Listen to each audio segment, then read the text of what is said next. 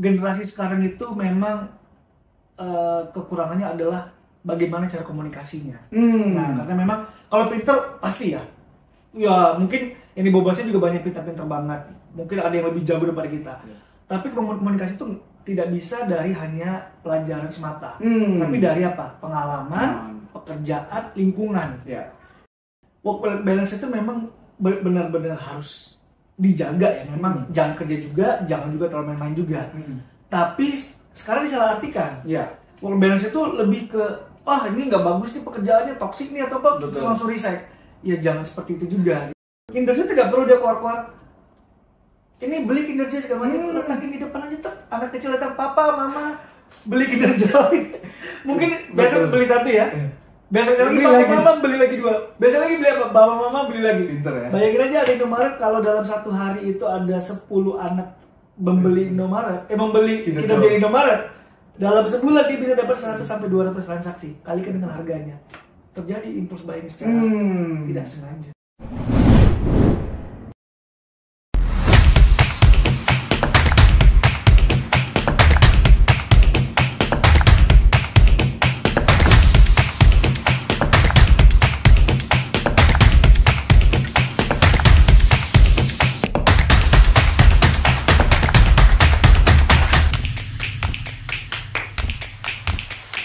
Halo, selamat berjumpa lagi para pemirsa leaders. Senang sekali bisa ketemu di Romora Edwards YouTube channel yang membahas mengenai ekonomi, keuangan, dan leadership. Hari ini kita kedatangan tamu yang sangat spesial, yaitu Bro Denny. Apa kabar, Bro Denny? Baik. Sehat ya? Sehat, Alhamdulillah. Mantap. Iya, Bro Denny adalah seorang profesional yang berpengalaman di bidang sales dan juga marketing di industri telekomunikasi Indonesia. Dia telah melakukan berbagai hal yang luar biasa dan kita ingin mencoba untuk memetik insight dari pengalaman-pengalaman kerja dia. Sebelum kita mulai pertanyaan yang serius-serius nih. Iya. Pertanyaannya tadi kayaknya serius banget gitu. Iya, ini kita mau ice breaking dulu. Boleh. Iya. Jadi di ice breaking ini kita akan tanya tentang diri Lae, tentang personal Lae gitu ya. Kemudian nanti kita lanjut ke industri. Ya. Yang pertama mungkin kalau Lae punya kesempatan untuk bisa bertemu salah seorang tokoh atau selebriti atau orang-orang yang Lae kagumi yang sebelumnya nggak pernah ketemu gitu ya. Kira-kira siapa yang Lae akan pilih untuk temui dan saat ketemu itu ngomong apa gitu? Oke. Ini tokoh berarti tokoh yang kita idolain ya. Pasti idola beda-beda tiap orang ya. Tapi kalau saya idola untuk melihat langsung orangnya, penasaran gitu. Pengen lihat sih Albert Einstein. Albert Einstein. Kenapa ya? Ya pasti ya dia dibilang orang jenius, terus cerdas, terus katanya otaknya lebih gede daripada otak normal manusia ya. Bener. Walaupun itu masih teori ya gitu. Tapi penasaran aja sih dia itu bener nggak sih memang secerdas dan sepintar itu gitu. Pengen ngeliat langsung gimana wajahnya gitu. Tapi kayaknya nggak mungkin lagi walaupun ada AI ya. Kayaknya nggak bakal bisa juga sih kayaknya. Iya, wah menarik banget. Jadi memang Albert Einstein itu kan bilang imagination is more important than knowledge ya. Dan ini menarik banget gitu, mengubah pandangan semua orang bahwa bukan hanya pintar tapi harus bisa kreatif gitu lah. Dan ini menarik banget sebagai salah seorang tokoh yang kita bisa pelajari. Yang kedua kalau misalkan Lae sendiri hobi atau kegiatan yang sering dilakukan di waktu luang itu apa aja? Oke. Kalau waktu luang, bahkan mungkin waktu luang di pekerjaan juga kali ya. Benar. Dengerin musik sih ya. Dengerin musik ya? Dengerin musik itu karena musik itu gimana? Lebih ngebuat kita lebih tenang, terus kita bisa lebih ada inspirasi lah ya. Terutama kalau kita lagi sedih, lagi senang, lagi pasti ada beberapa lagu-lagu lah yang menurut kita itu ini ada artinya. Atau di lagunya, ini kita harus bisa semangat lagi. Atau kita balik lagi ke masa kita lalu gitu. Tapi jangan juga terbuai dengan lagu ya gitu. Tapi ini lebih untuk motivasi aja sih. Suka karaoke dong berarti? Karaoke suka banget. Karaoke asik ya, aku juga suka tuh. Itu belum banget tuh. Lagu andalannya apa? Lagu andalan mana nih? Lagu untuk karaoke Indonesia atau lagu barat? Indonesia aja deh. Indonesia? Ya. Kalau Indonesia sih udah pasti lagu zaman 90-an lah ya. Oh gitu ya? Pasti karena 90s pasti never die lah. Never die. Asik. Oke. Itu kayak Dewa. Ya boleh sebut belum? Boleh dong, boleh. Boleh Dewa, Noah. Dulu Peter Pan ya, Peter Pan. Peter Pan, Silon Seven. Oke. Apalagi dulu Gigi. Gigi. Banyak sih, ada beberapa macam sih. Wah, Tapi kalau barat, sama. Michael Learns to Rock. Michael Learns to Rock. MLTR gitu. Mungkin lah yang itu juga kali. Aku juga punya sama kita lah. Sama. Kita hampir seumuran Ya, ya. Gak tau ya teman-teman leaders mungkin ada yang suka juga 90s ya kita Komen 90-an ya. soalnya. Ya, silakan komen ya. Silakan komen. Iya. Selanjutnya ini pertanyaan untuk mengenal lain lebih jauh gitu. Waduh. Ya. Silakan. Ini preferensi antara dua pilihan, terserah pilih yang mana dan boleh kasih alasan boleh enggak sih. Iya. Selanjutnya kopi atau teh? Oke. Teh. Teh ya. Oke. Gunung atau pantai? Pantai. Pantai ya, anak pantai ya. Pantai. Musim panas atau musim dingin, Nek? Kalau bisa pilih. Musim panas sih. Oh, musim panas ya. Pesawat atau kereta api? Pesawat. Pesawat, biar cepat ya. Pop atau rock? Rock. Rock. Oke. Wah, ini menarik banget. Jadi tadi itu teh, pantai, musim panas, kemudian pesawat dan rock ya. Wah, Kayak modern nih nih kayaknya ya. Nah, kalau Lae bisa menggambarkan diri Lae dengan 3 kata, kayak gitu ya. 3 kata. 3 kata, kira-kira yang Lae akan pilih untuk menggambarkan diri Lae apa? Ini nggak usah terlalu serius, juga nggak apa-apa gitu. Oke. Ya. Aktif, humoris, santai. Oh, aktif humoris, mantap ya. Iya. Wah, keren banget Lae. Nah, kita sekarang masuk Le ke bagian yang biasanya leaders ini sering coba cari tahu soal bagaimana sih berkinerja di industri gitu ya, bagaimana bisa mengembangkan karir atau dapat kerjaan gitu. Kalau Lae sendiri selama perjalanan karir Lae, apa sih saran yang pernah Lae terima dari seseorang yang membuat Lae jadi lebih baik sebagai seorang profesional? Oke. Jadi dalam hidup itu pasti ada namanya belajar dari masa lalu ya. Dan kita bekerja itu kalau kita dinilai sama orang lain. Artinya orang lain akan melihat kita seperti apa.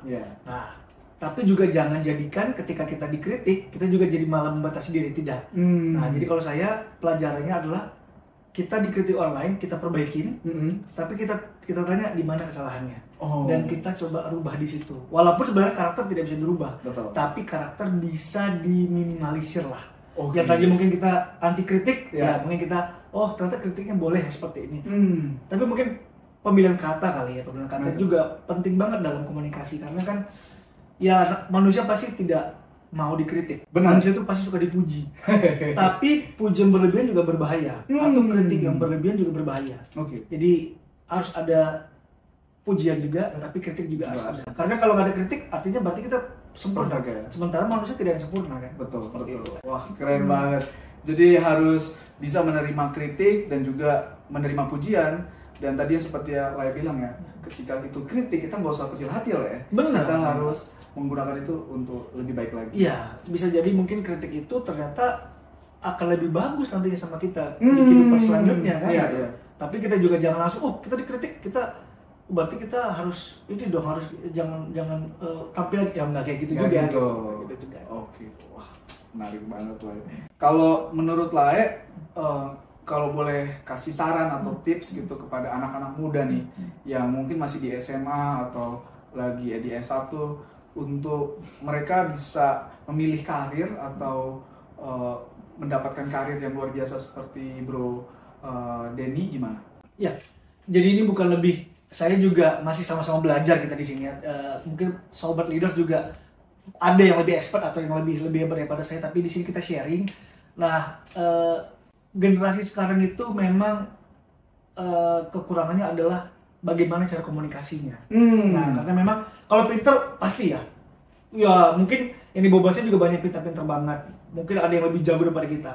Tapi komunikasi itu tidak bisa dari hanya pelajaran semata. Tapi dari apa? Pengalaman, pekerjaan, lingkungan. 3 ini akan bentuk kita menjadi pribadi yang komunikasinya bagus. Oke. Kalau kita cuma hanya belajar dari komunikasi by buku atau dari teori, nggak bisa banget kita. Karena ya kayak gini, kita lagi komunikasi. Kalau kita nggak bisa ngenalar bicara, gimana kita cara mau nampil komunikasi yang bagus? Benar. Nah, generasi sekarang itu komunikasi yang harus lebih ditingkatkan kembali. Dan juga kemampuan interpersonal ya, soft skill itu paling penting banget tuh. Wow. Ya kalau hard skill udah pasti ya. Hard skill ya kayak kita waktu zaman kuliah atau SD atau SMA, nilai yang bagus nih, nilai 8, 9 udah pasti ya, udah pasti banget. Tapi soft skill nggak banyak orang punya. Oke. Karena soft skill itu tadi dari lingkungan, dari pengalaman, juga dari keluarga juga. Pasti. Keluarga ya. Keluarga adalah pondasi paling utama ya dalam membentuk diri kita gitu. Yeah. Kalau kita dibentuk di keluarga dengan baik dan dengan pondasinya kuat, otomatis mudah-mudahan pasti ketika akan keluar, ketika akan berhadapan dengan orang, kita pasti akan bisa lebih tough. Karena memang sekarang ini yang dibutuhkan adalah kemampuan komunikasi. Bagaimana kita cara menjalin komunikasi, bagaimana cara kita mengobrol dengan orang, bagaimana cara kita meyakinkan orang, bagaimana cara kita dan tanda kutip ya menjual diri kita kepada orang. Itu yang paling penting karena itu yang paling susah banget sekarang ini. Wow, iya. Dan anak-anak muda, bahkan orang tua juga lah ya, itu kadang lupa cara komunikasi yang benar karena mereka nggak mau melakukan active listening misalkan. Iya. Jadi cuman mau suaranya didengarkan, tapi dia saat orang bicara nggak mencoba untuk mengerti apa sih yang orang bicara mau ya. Jadi saya teringat, saya pernah ada baca artikel ya, artikel atau buku gitu saya lupa. Listening itu lebih bagus daripada hearing. Oke. Listening itu menyimak, mendengarkan sambil menyimak. Tapi kalau hearing cuma hanya mendengar. Oke. Contoh nih, Denny tolong nanti ambil baju saya di setrikaan. Cuma hearing. Tapi kalau dia menyimak, ambil setrikaan berarti dia perlu buat apa nih, baju apa, akan berpikir otak ini setelah ini mau ngapain ya, setelah ini mau ngapain lagi ya.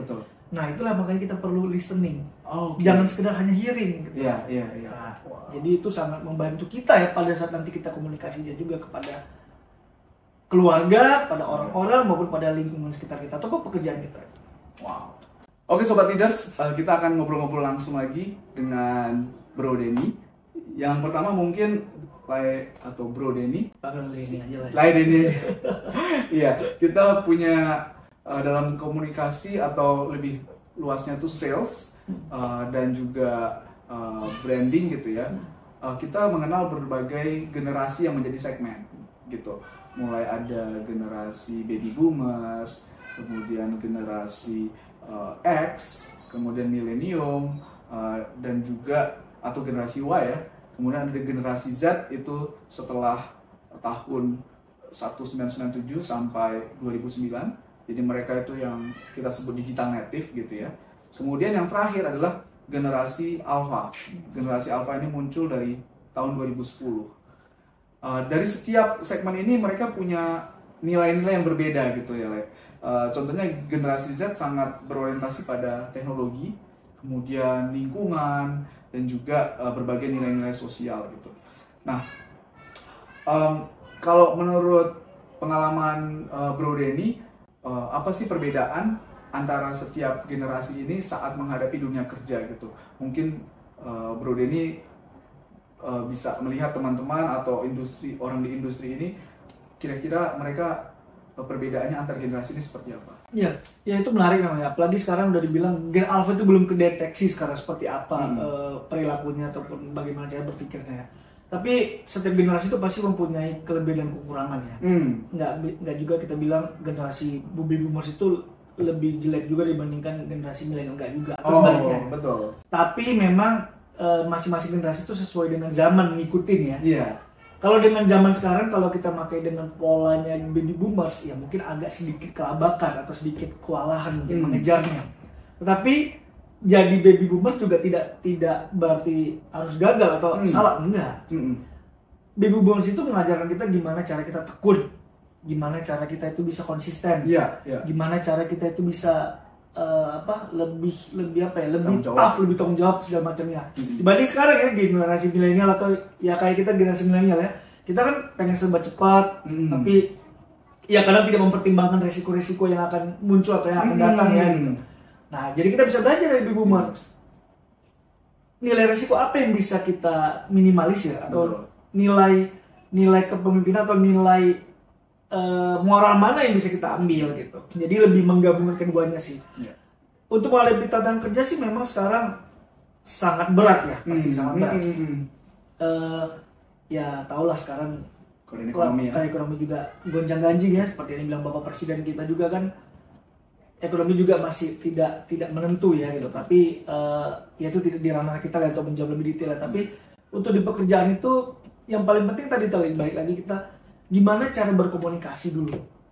Kalau kita bisa berkomunikasi baik itu ke baby boomers, baik itu ke Gen X atau ke Gen Y atau ke Gen Alpha sekalipun, pasti kita akan bisa menjalin kerjasama ya. Gitu. Tidak harus baby boomers kita langsung ada restoran atau nggak gitu juga. Sebaliknya juga milenial juga jangan terlalu over atau jangan terlalu bahasa ininya kepintaran lah ya, atau jangan terlalu percaya diri banget. Percaya diri itu boleh, tapi jangan percaya diri terlalu over juga ya gitu.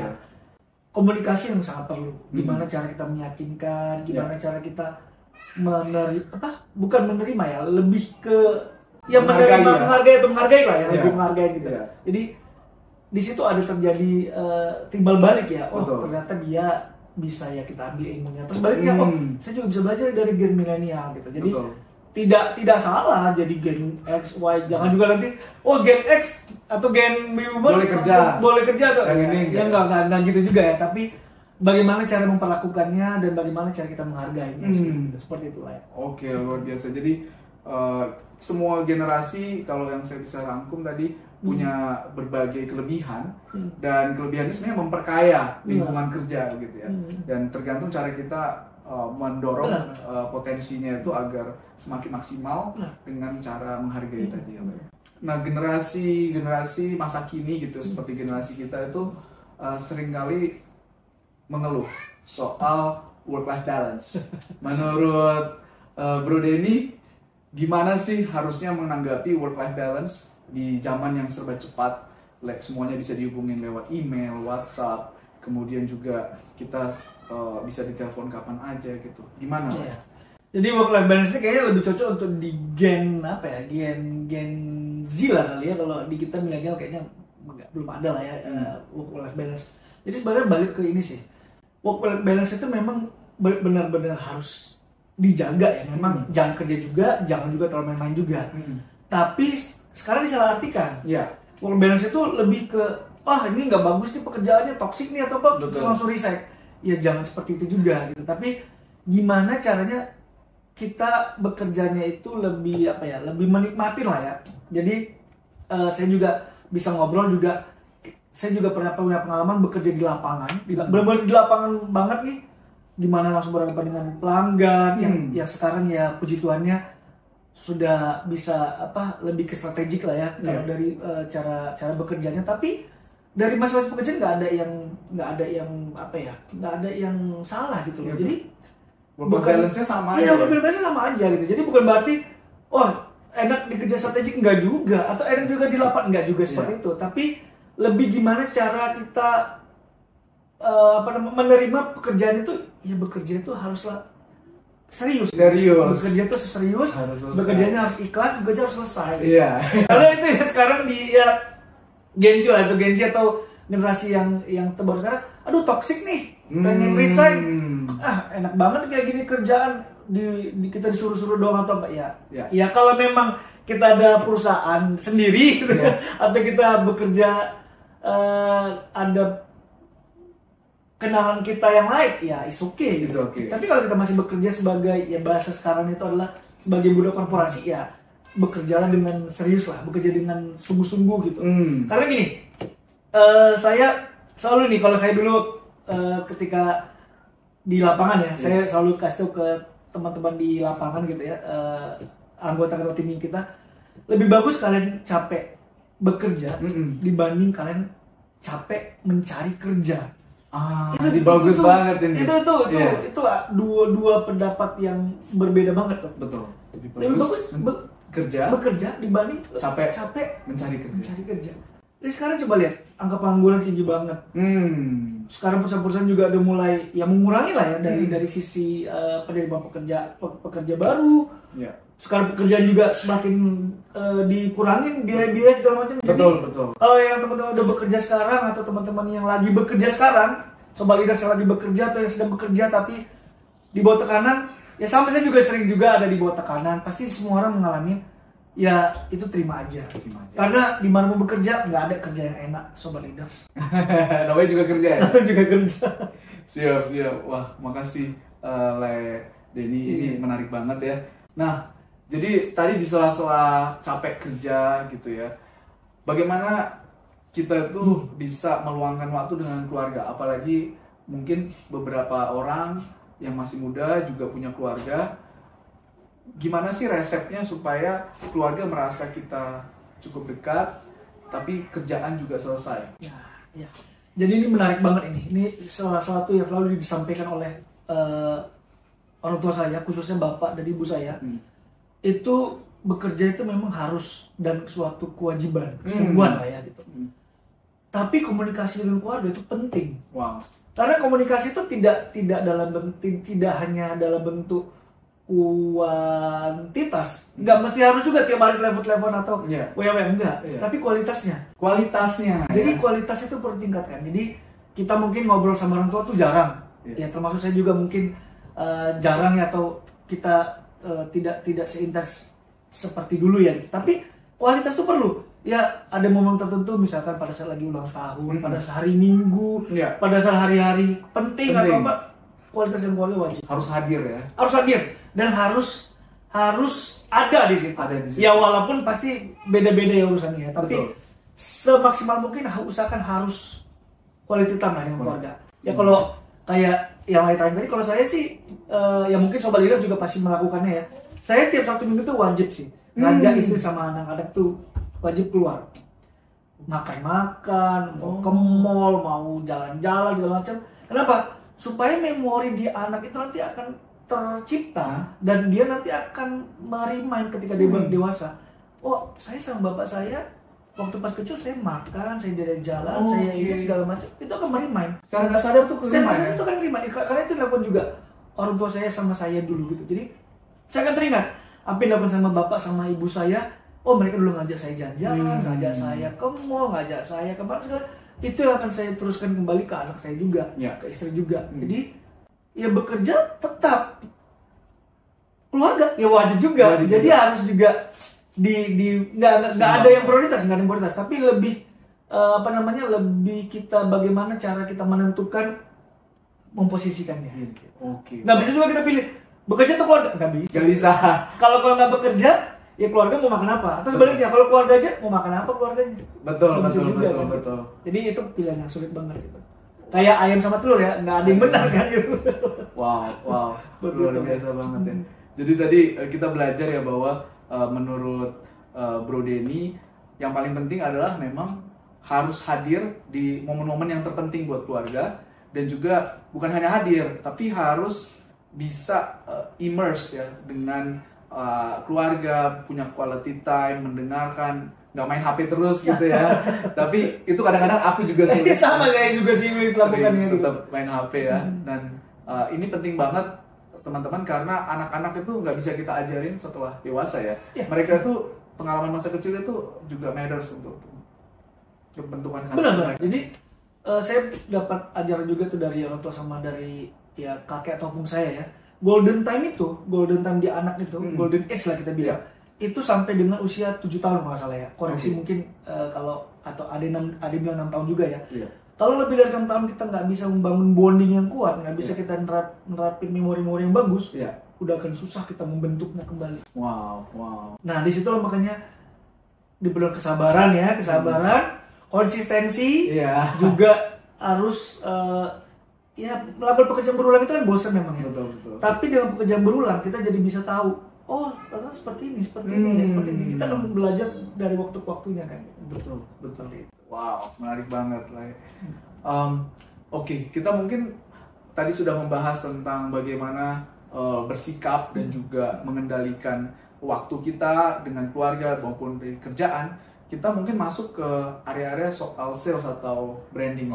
Iya, tapi ini lebih secara umum aja. Iya. Misalkan kalau kita tahu nih dalam teorinya kan ada beberapa segmentasi dari orang yang tahu tentang suatu produk.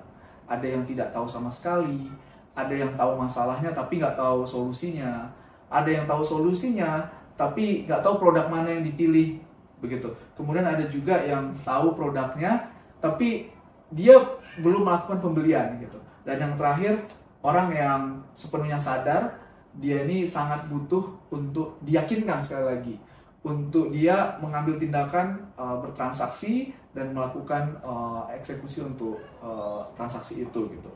Nah, kalau dari yang Denny hadapi gitu ya, bagaimana sih kita memilih medium yang tepat gitu untuk setiap orang dengan segmen yang berbeda-beda itu gitu.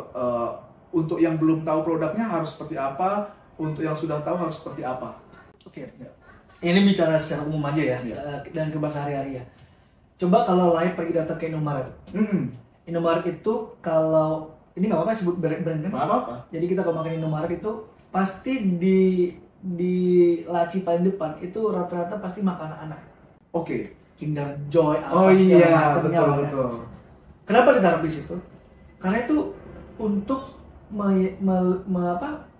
kayak men-trigger orang ya, orang. Ya orang datang ke Indomaret nih, bawa anaknya. Iya. Anaknya pasti akan langsung ke distract nih.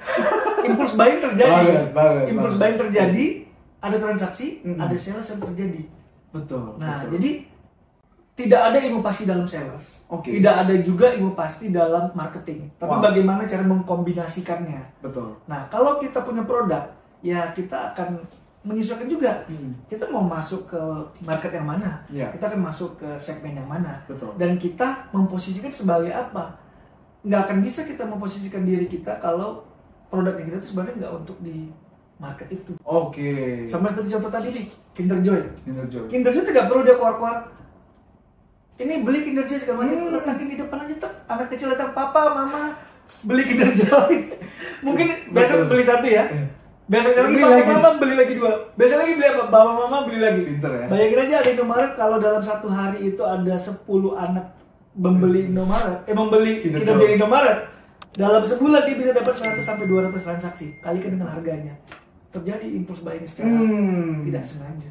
Wow. Jadi nggak bisa kita langsung pakai ilmu. Ya benar itu ada teori ilmu itu pasti ya. Betul. Tapi nggak juga itu langsung kita jadikan harus ini aja. Enggak juga. Yang mana yang paling cocok? Yang mana yang paling sesuai? Yang mana yang paling cocok dengan marketing kita? Ya itu tadi contoh simpel itu aja. Iya.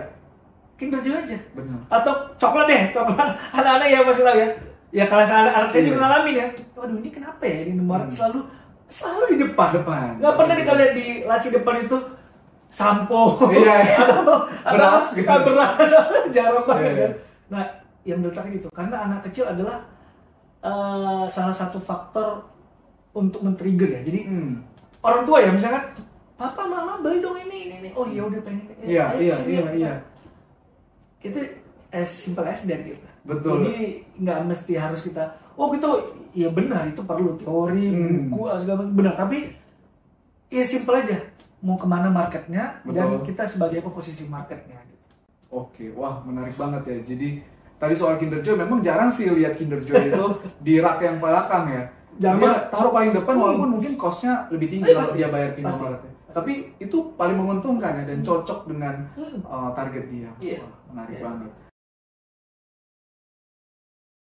Semua perusahaan pasti butuh biaya besar, yang namanya biaya marketing kan. Benar. Tapi bagaimana cara meyakinkan produk kita itu diterima pelanggan dengan baik itu susah. Walaupun sekalipun kita pakai mungkin ya artis besar, pakai ambasador ataupun apa segala macam kita bilang, ya mungkin orang kenal, ya belum tentu ngefek juga. Rokok itu coba deh, Laila perhatikan, dia nggak pernah ada melakukan campaign besar-besaran kan, tapi orang mencari rokok. Iya. Kenapa? Ya karena butuh kan. Berarti balik apa? Ya kalau memang masyarakat atau memang konsumen itu butuh, dia akan cari sendiri. Dia tidak akan langsung buat campaign gede-gede. Walaupun perlu ya, komunikasi dalam campaign itu perlu. Kalau sales itu gimana cara kita sudah ada produk jadinya. Jadi ini ada barang nih, ini kayak gelas. Nih jualin langsung ke pelanggan. Tapi kalau marketing, ya kita harus mengemas kan. Ini gelasnya warnanya putih, wadahnya tuh bulat sekian ukurannya, kemudian dia bisa menampung air sekian, kemudian daya beratnya tidak berat banget, nge-marketingkan ke orang. Tapi kalau sales, tinggal jual aja. Harga gelas ini Rp5.000, tek, jadi uang. Sales kan. Gojek itu juga informasi yang pernah saya baca juga, itu dilakukan ketika orang selama ini cari Gojek susah, harus datang ke ke pangkalan, atau datang ke tempat-tempat keramaian atau terminal segala macam. Kemudian berpikirlah mungkin foundernya saat itu gimana cara menyimpelkan atau menyederhanakan. Kemudian dites UI UX segala macamnya.